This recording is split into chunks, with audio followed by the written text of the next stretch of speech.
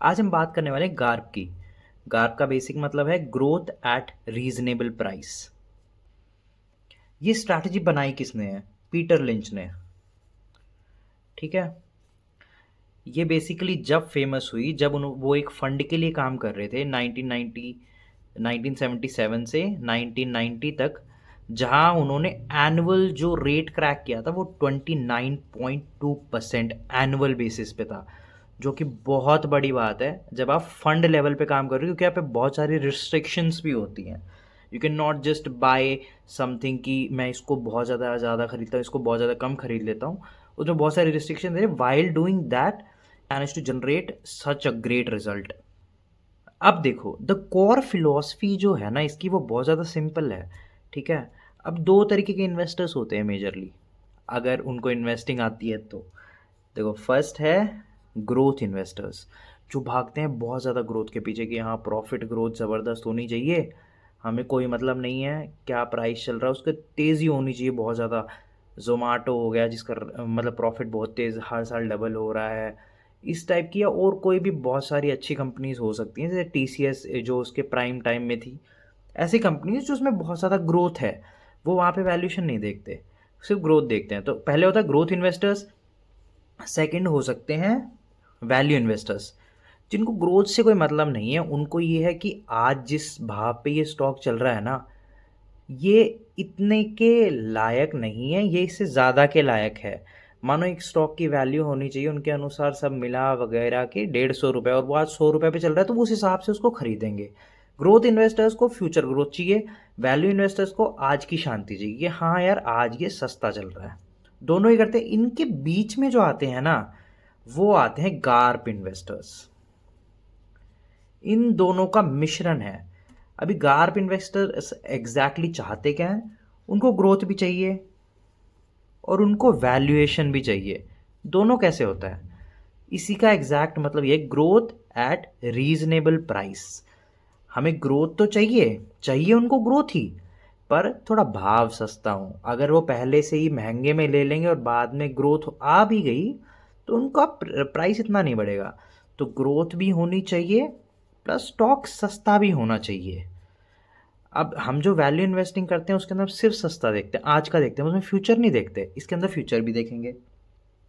इसके अंदर हम वैल्यूएशन पे इतना फोकस नहीं करते, ग्रोथ ज़बरदस्त होनी चाहिए। तो ये हम इसमें ये नहीं देखते, हम इसमें वैल्यू भी देखेंगे। तो हम इसमें दोनों को देख रहे हैं, तो इन दोनों के बीच में क्या आ गया? Garp ratio. ओके। अब ये जो गार्प रेशियो वाले स्टॉक्स होते हैं, गार्प रेशियो वाले जो स्टॉक्स होते हैं, इनको एग्जैक्टली ढूंढा कैसे जाता है? अकॉर्डिंग टू पीटर लिंच, उसका एक बेसिक सा मेथड है पेग रेशियो। अब ये पेग रेशियो क्या होता है, इसको कैसे कैलकुलेट करते हैं? इसका मतलब होता है price earnings to growth ratio. ठीक है, PE, और इसके अंदर आएगा अर्निंग्स ग्रोथ रेट। हम एक चलो एक बेसिक सा, चलो पहले फॉर्मूला लिख देते हैं, फिर मैं आपको बिल्कुल बेसिक से समझाता हूँ। Peg ratio equals PE ratio divide by earnings growth rate. ठीक है। अब हम पहले इसको सॉल्व करना सीखेंगे, उसके बाद मैं आपको बताऊंगा एग्जैक्टली डिसीजन पॉइंट क्या होता है जब हम एक पैक को अच्छा मानते हैं जो गार्प के अंदर क्वालिफाई होता है। ठीक है। तो बेसिकली हम एक एग्जांपल लेते हैं अभी। मानो एक स्टॉक है, उसका नाम रखते हैं ABC लिमिटेड। अब उसका जो PE रेशियो चल रहा है ना, वो है 30 का। ओके। अब उसकी जो अर्निंग्स ग्रोथ है ना एनुअली, वो 40% बढ़ रही है। पिछले साल 1000 करोड़ थी, इस साल 1400 करोड़ हो गई है। ठीक है। और उससे अगले साल और 40% बढ़ चुकी है। 40%, 140, 280, 560, 1400, अप्रॉक्सीमेटली 1900 समथिंग करोड्स। तो वो एग्जैक्टली 40% और एनुअल रेट पे बढ़ रही है। PE रेशियो क्या है उसका? 30%। तो PE रेशियो हम peg peg equals, PE ratio क्या है? 30। अर्निंग ग्रोथ रेट क्या है? 40। तो पेग रेशियो क्या हो गया? 0.75। अब यार ये एग्जैक्टली क्या है, इसका मैं क्या करूं? ठीक है।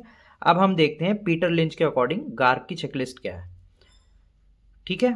तो पहला होता है अंडर 0.5। ठीक है, अंडर 0.5।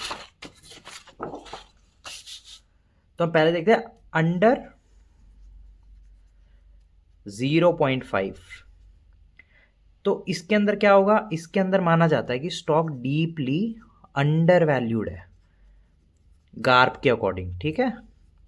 बहुत ज़्यादा सस्ता मिल रहा है आपको और ये बहुत ज़्यादा पैसा बना के देगा अकॉर्डिंग टू पीटर लिंच, ठीक है। दूसरा हो गया 0.5 टू 1 के बीच में, इसका मतलब क्या, पोटेंशियली अंडर वैल्यूड है।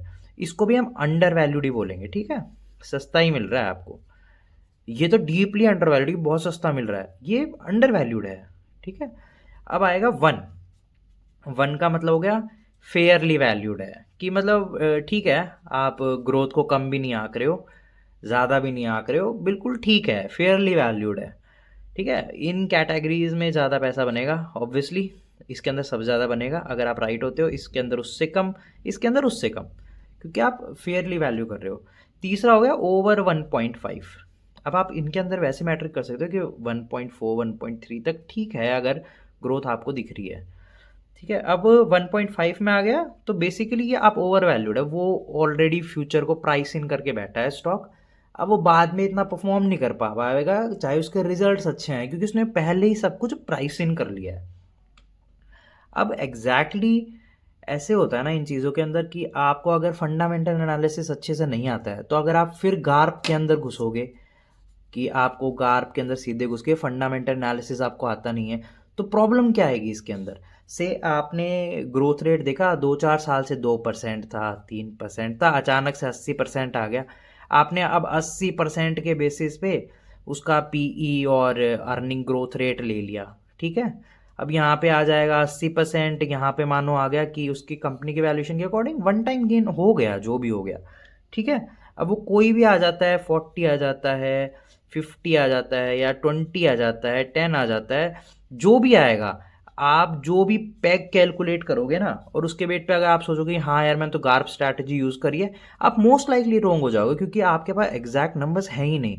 तो basically before you do all this, fundamental analysis सबको आना चाहिए। अगर आप एक कंपनी को अच्छे से एनालाइज ही नहीं कर सकते हो, उस कंपनी की बहुत सारी प्रॉब्लम्स को ही नहीं समझ सकते, और आप उसके बाद पहले ही आप सीधे समझोगे कि आप पैग रेशियो क्रैक कर लोगे आप, और उसके बाद आपको कंपनीज मिल जाएंगी, पर उसमें से भी सेलेक्ट करना पड़ता है। अगर कोई फंडामेंटली अच्छी नहीं है, किसी के प्रोमोटर्स में कोई दिक्कत है, कोई बैलेंस शीट में घपला करता है, बहुत सारे फैक्टर्स, कोई वन टाइम गेन आ रहा है उनका, कोई वो समना सामान बेच रहे हैं, अदर इनकम है not associated with their business, बहुत सारे फैक्टर्स इसके अंदर हो सकते हैं। पर और इसके अंदर ऐसा भी नहीं है कि आप एक ही साल का डेटा ले लो, 2 साल का डेटा ले लो, वो आपको इसलिए फंडामेंटल एनालिसिस एक extremely important before you go into all this.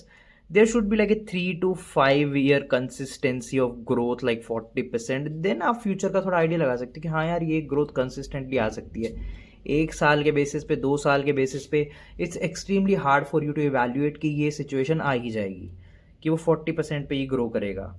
अब इस वीडियो में मैं सब कुछ तो नहीं कवर कर पाया, पर मैंने आपको बेसिक बता दिया है कि पैग रेशियो क्या होता है, गार्प क्या होता है, और एग्जैक्टली ये सब चीज़ें काम कैसे करती हैं। बाकी इसके बेसिस पे आपको कुछ नहीं खरीदना, कुछ नहीं बेचना, आपको अंदर जाना है, इसके अंदर बहुत अच्छे से रिसर्च करनी है, इस कॉन्सेप्ट को अच्छे से पढ़ना है।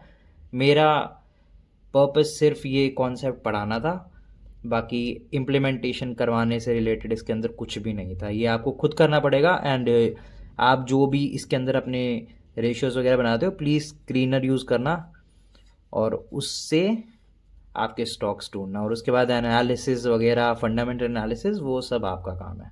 Thank you for watching.